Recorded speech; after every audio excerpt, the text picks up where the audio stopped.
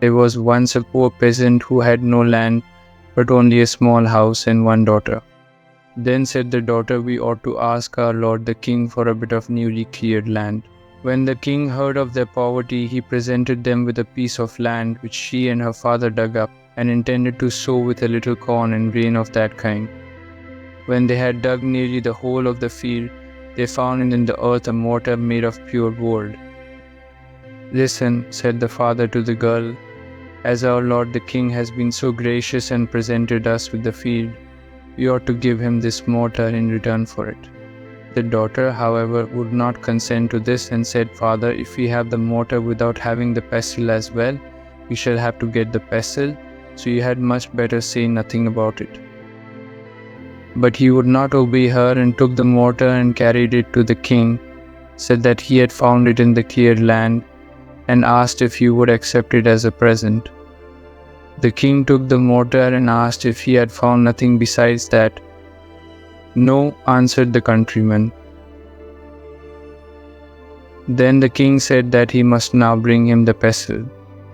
The peasant said they had not found that, but he might just as well have spoken to the wind. He was put in prison and was to stay there until he produced the pestle.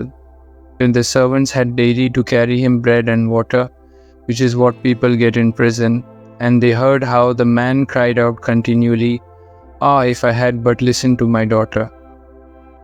Alas, alas, if I had but listened to my daughter, and would neither eat nor drink."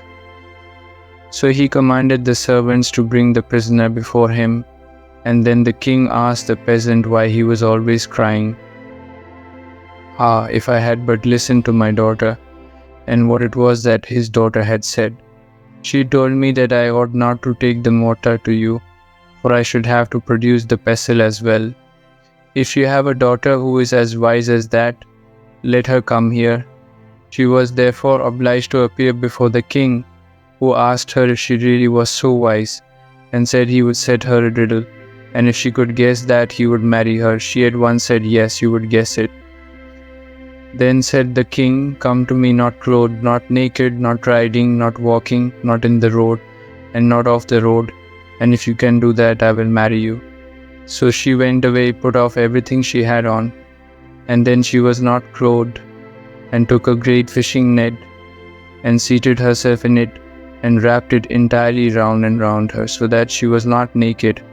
And she hired an ass, and tied the fisherman's net to its tail, so that it was forced to drag her along, and that was neither riding nor walking. The ass had also to drag her in the ruts, so that she only touched the ground with her big toe, and that was neither being in the road nor off the road. And when she arrived in that fashion, the king said she had guessed the riddle and fulfilled all the conditions. Then he ordered her father to be released from the prison, took her to wife, and gave into her care all the royal possessions. Now when some years had passed, the king was once reviewing his troops on parade, when it happened that some peasants who had been selling wood stopped with their wagons before the palace. Some of them had oxen yoked to them, and some horses. There was one peasant who had 3 horses, one of which was delivered of a young foal, and it ran away and lay down between 2 oxen which were in front of the wagon. When the peasants came together, they began to dispute, to beat each other and make a disturbance, and the peasant with the oxen wanted to keep the foal, and said one of the oxen had given birth to it, and the other said his horse had had it, and that it was his. The quarrel came before the king, and he gave the verdict that the foal should stay where it had been found. And so the peasant with the oxen, to whom it did not belong, got it.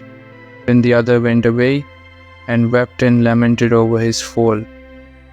Now he had heard gracious his lady the queen was, because she herself had sprung from poor peasant folks. So he went to her and begged her to see if she could not help him to get his foal back again. Said she, "Yes, I will tell you what to do, if you will promise me not to betray me.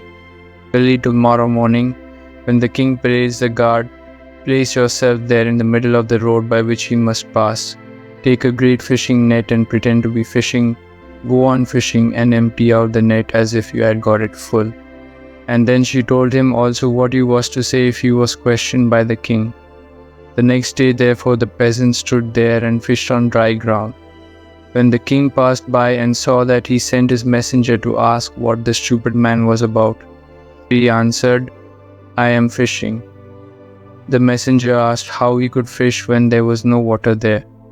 The peasant said, "It is as easy for me to fish on dry land as it is for an ox to have a foal."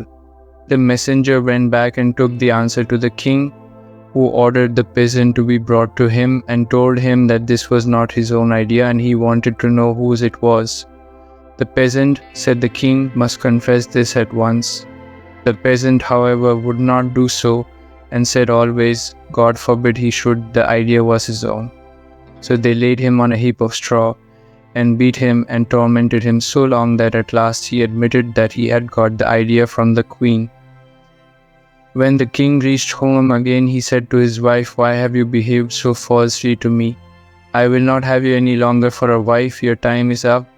Go back to the place from whence you came to your peasant's hut."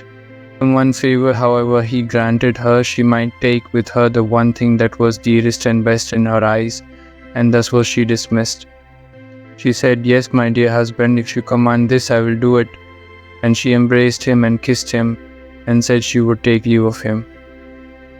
Then she ordered a powerful sleeping draught to be brought, to drink farewell to him. The king took a long draught, but she took only a little. He soon fell into a deep sleep, and when she perceived that, she called a servant and took a fair white linen cloth and wrapped the king in it, and the servant was forced to carry him into a carriage that stood before the door, and she drove with him to her own little house.